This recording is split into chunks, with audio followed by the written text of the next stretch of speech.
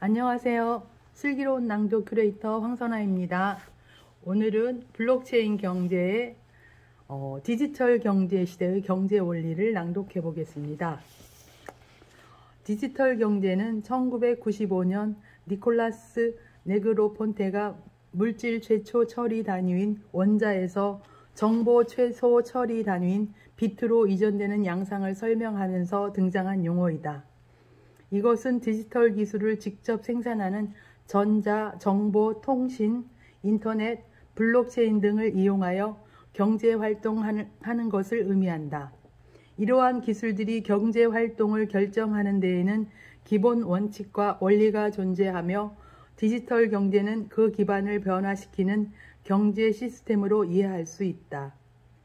경제활동을 하는 데 있어 기본 인프라 또는 촉매제로 사용되는 인터넷, 모바일, 블록체인 등과 관련된 기술에 대해서는 단순히 IT 기술 차원에서만 접근하지 말고 그 기술들을 제공하는 혁신적인 사상, 철학, 그리고 내부에 숨어있는 개념 모델과 잠재력을 이해하는 것이 중요하다. 디지털 환경에서 이러한 기술 기반의 비즈니스 생태계를 이해하고 작동하는 기본 원리를 이해한다면 다양한 산업에 응용할 수 있는 기회를 얻을 수 있을 것이다. 여기에서는 디지털 기술로 만들어진 제품과 서비스가 지닌 속성과 특성을 알아보고 정보제가 시장에 미치는 디지털 경제 원리를 미시경제적 측면에서 살펴보고자 한다.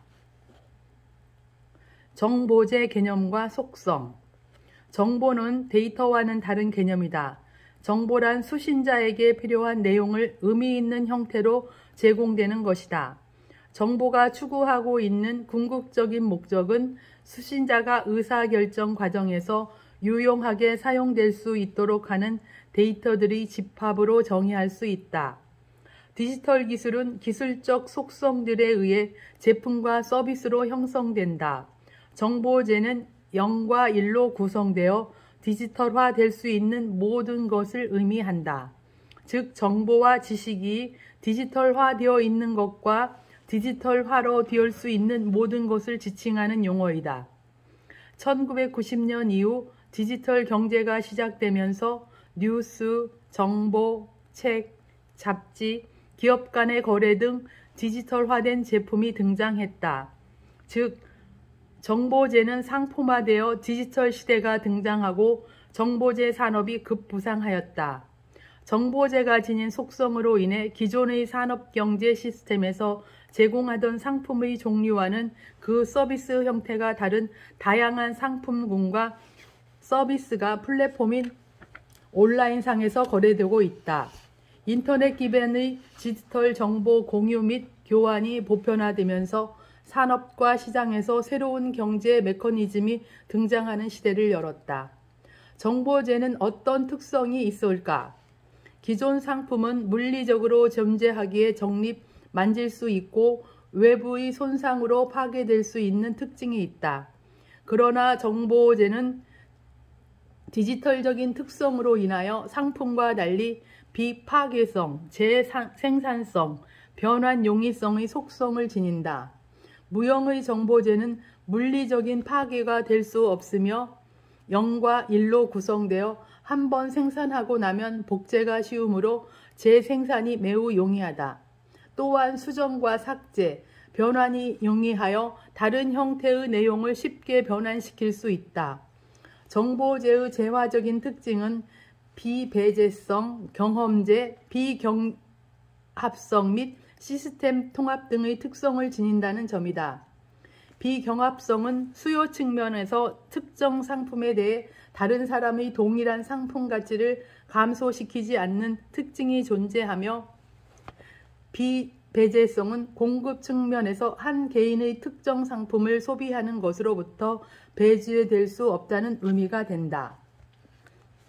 정보제의 재화적, 디지털적인 특성은 산업경제와는 다른 수학체중의 법칙과 네트워크 외부성이라는 새로운 경제 원리를 등장시켰고 이것은 디지털 경제의 성장의 중요 성공 요인으로 작용하게 된다. 이와 같은 새로운 경제 메커니즘이 경제 분야에 적용되면서 기업의 생산 방식, 소비 제품과 형태, 유통 구조, 산업 구조, 정부의 역할 등에 이르기까지 광범위한 변화를 가져왔다. 인터넷과 전자상거래의 확산은 시장에서 기업 간 경쟁을 촉진시키는 효과를 발생시켜 기업은 효율성 제고를 위한 가치사슬의 재편 및 경영혁신 노력으로 안정된 이윤을 확보할 수 있는 기업 모델을 창조해야만 했다.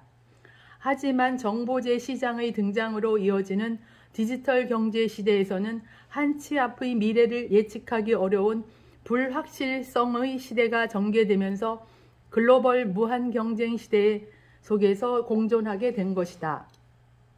네트워크 외부성. 디지털 경제는 세계의 경제 주체들이 인터넷과 같은 글로벌 차원에서 정보의 네트워크를 통해 연결됨으로써 형성되고 발전되어 가고 있다.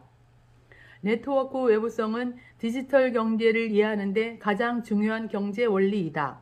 소비자가 특정 제품을 사용함으로써 획득하는 효용은 이 제품과 호환적인 제품을 사용하는 소비자들이 많을수록 증가하게 되는데 이를 네트워크 외부성이라고 한다. 경제학에서 외부성 개념은 특별한 의미를 갖는다. 어느 한 경제 주체가 자신에게 최선의 선택을 할 사회적으로 다른 경제 주체에게 경제적인 긍정적 영향을 미치는 현상을 말한다. 따라서 네트워크 외부성은 경제활동에 참가하는 경제 주체의 수에 따라 그 크기가 결정되는 것을 볼 수 있다. 네트워크 외부성은 소비의 상호의 존성이라는 용어로 표현되어 수요 측면인 소비 부분에서 나타나는 규모의 경제로 이해된다. 즉 경제 주체들이 소비가 독립적이지 않고 상호 연관되어 있다는 뜻으로 제품이나 서비스 자체보다 얼마나 많은 사람이 구매하려는지가 더 중요하다는 뜻이다. 네트워크 외부성은 인터넷 경제에서 특징적인 현상을 받아들여졌고 이것은 규모의 경제를 만드는 데 중요한 요소로 작용하고 있다.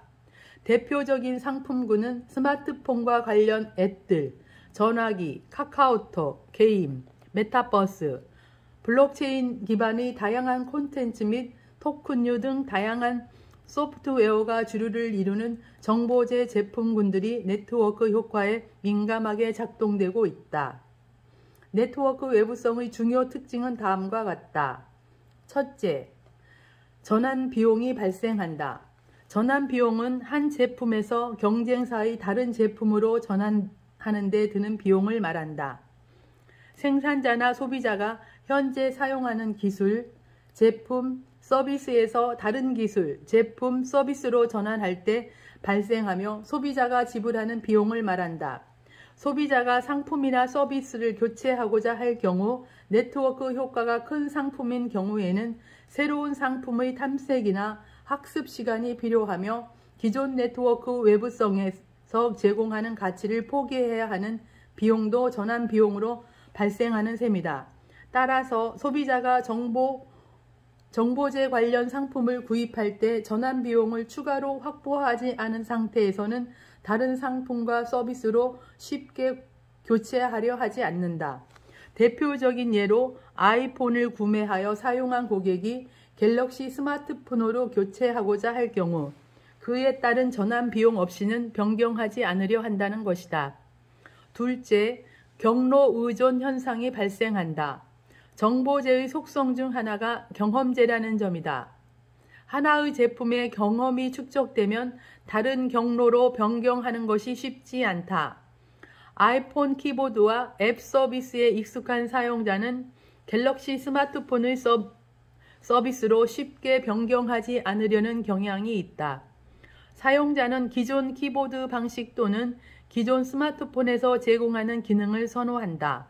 그 이유는 새로운 경험을 얻으려면 소비자는 더 많은 시간과 노력이 필요하기 때문에 새로운 경험의 제품과 서비스로 변경하고 싶지 않은 것이다. 셋째, 긍정적 피드백이 발생한다. 긍정적 피드백이란 수요와 공급에 따른 규모의 경제가 상승작용을 함으로써 생산 비용의 하락이 사용자들에게 더 매력적인 제품과 서비스를 제공하는 선순환 구조를 만드는 현상이다. 이와 같은 현상은 시장에서 선호하는 제품과 서비스는 판매가 증가할수록 생산 물량 또한 증가하여 규모의 경제가 작용한 결과 공급자 측면에서는 시장을 선점하여 승자 독식 원칙의 승자가 되는 경우가 많다. 규모의 경제로 인하여 공급자의 수익이 증가됨에 따라 그 이익금으로 제품의 기술 개발 투자에 더욱 집중하게 된다. 사용자 측면에서는 사용자 편의성 제공, 다양한 서비스 등이 제공받는다. 따라서 긍정적 피드백으로 사용자와 공급자는 긍정적 순환 과정을 경험하게 되는 것이다. 이처럼 상품과 서비스를 사용하는 고객 수가 많으면 많을수록 그 상품을 사용함에 따라 사용자 입장에서는 편의성이 증가하고 다양한 서비스를 저렴하거나 또는 무료로 제공받을 수 있을 뿐 아니라 규모의 경제가 형성된다. 또한 기업 입장에서는 추가적인 비용 투자나 노력 없이 제품의 가치가 증가하므로 많은 수익을 창출할 수 있는 기회를 얻게 된다. 수학체증의 법칙. 디지털 경제가 등장하면서 정보재 시장에서는 전통적 경제 이론인 수학체감의 법칙이 붕괴되는 현상을 볼 수 있다. 수학체감의 법칙은 자본과 노동의 추가적인 투입에 따라 생산 함수에서 수학체감을 가져오는 현상을 말한다. 자본과 노동 등 생산 요소가 한 단위 추가될 때 이로 인해 늘어나는 한계 생산량이 점차 감소하는 현상을 의미한다. 생산량이 일정한 수준으로 증가할 경우, 즉 생산 요소를 추가적으로 계속 투입해 나갈 때 어느 시점이 지나면 새롭게 투입하는 요소로 인해 발생하는 수확의 증가량은 감소한다는 뜻이다. 여기에서 새롭게 투입하는 요소는 공장 부지, 설비, 생산 인력 채용 등으로 고정비가 증가하여 실제 수익은 점차 줄어들게 된다는 의미이다.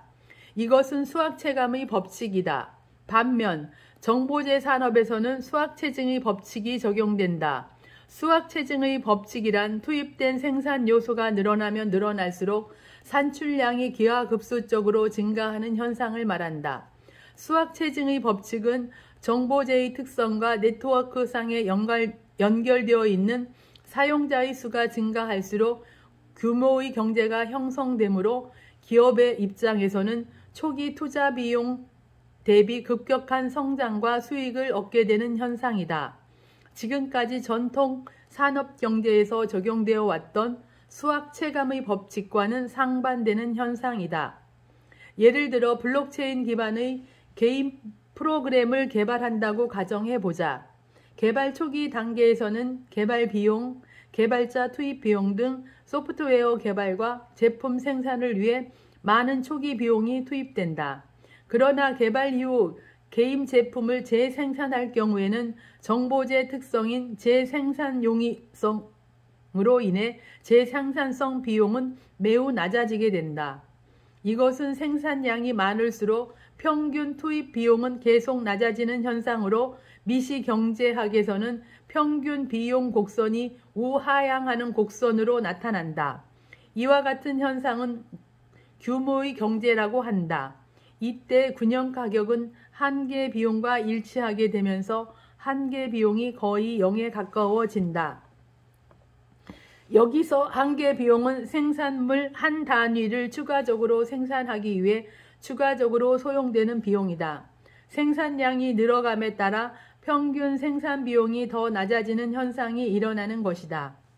정보재 상품을 판매하는 기업은 한계 생산 비용에 0에 가까운 규모의 경제를 얻어 시장 지배력을 얻게 되고 자연스럽게 시장을 선점하여 승자 독식의 원칙 현상이 나타난다. 이러한 현상은 수요 측면에서 네트워크의 구매자 집단의 크기가 크기 때문에 나타나는 결과이다. 따라서 수학체증의 법칙은 수요 측면의 네트워크 외부성에 의해 기업이 시장을 선점할 경우 급격한 성장과 수익을 창출할 수 있다.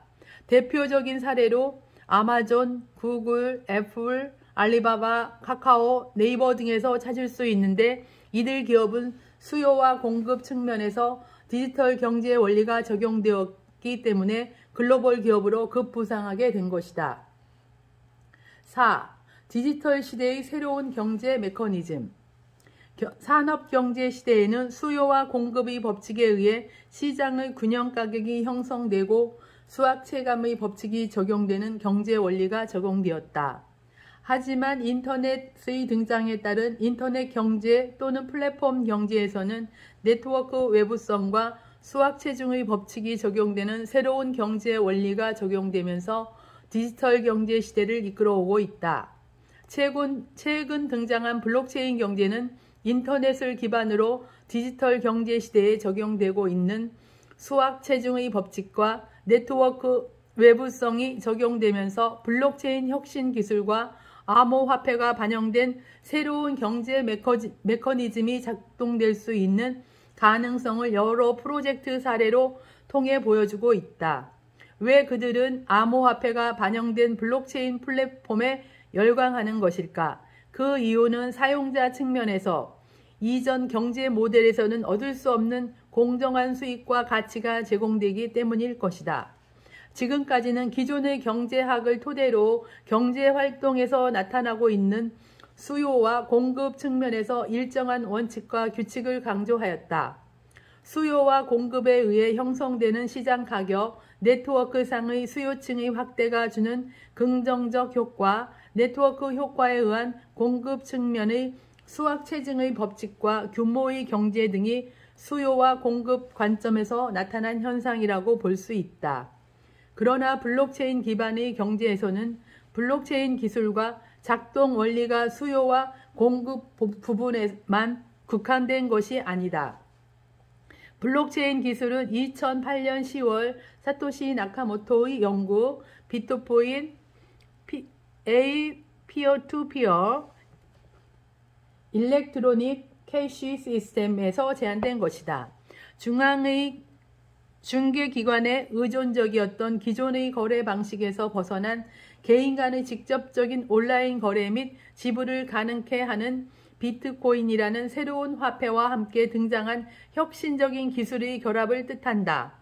블록체인이 이끄는 경제 모델은 인터넷 경제 시대와는 달리 상거래의 규칙과 조건, 원칙이 스마트 컨트랙트 영역에 반영되는 것이 가장 큰 차이점이다. 즉 시장에서 공급자와 소비자 간의 상거래에서 믿고 구매할 수 있는 거래의 규칙과 일반적인 원칙이 컴퓨터 프로그래밍을 통한 스마트 컨트랙트에 반영된다. 이 프로그램이 실행되면서 블록체인 플랫폼상의 다수의 참여자들이 거래가 이루어지고 참여자들의 긍정적 활동이 보상으로 이어지는 경제 메커니즘이 작동되는 것이다. 이 보상은 바로 코인이라는 암호화폐로 제공되고 있다. 이러한 부분이 인터넷 기반의 플랫폼 경제와 가장 큰 차이점이다. 이것은 경제활동에서 발생되는 수요와 공급 측면의 현상이 반영된 이론이 아닌 스마트 컨트랙트에서 경제 모델을 설계하고 디지털화시켜 컴퓨터 시스템을 통해 시장에서 비즈니스 생태계를 작동시킨다는 점에서 블록체인 경제에만 가능한 새로운 경제 시스템이 되고 있다. 다시 말해 탈중앙화 네트워크 시장이 참여한 참여자들의 집단 기능을 통해 경제활동이 자율적으로 이루어진다는 뜻이다. 블록체인 기술이 새롭게 만들어가는 경제 시스템은 이제 막 시작되고 있다. 새로운 경제 모델로 등장하고 있는 블록체인 플랫폼은 경제활동에서 경제 주체들 간의 가장 중요한 신뢰를 탈중앙화된 네트워크가 제공하는 시장이 될 것이다. 또한 경제 주체들에게 보다 더 나은 가치를 제공할 것이다. 그 가치는 암호화폐라는 인센티브로 네트워크에서 참여자들에게 제공되며 이것은 중앙화된 기존 플랫폼의 양면 시장 생태계와는 다른 탈중앙화된 크립토 금융이라는 또 한 면이 추가되어 3면 시장으로 발전할 것으로 예측된다. 이상으로서 제1장의 디지털 경제와 블록체인 경제를 낭독하였습니다. 다음 시간에서부터는 제2장 블록체인 경제의 출현을 낭독해 보겠습니다. 감사합니다.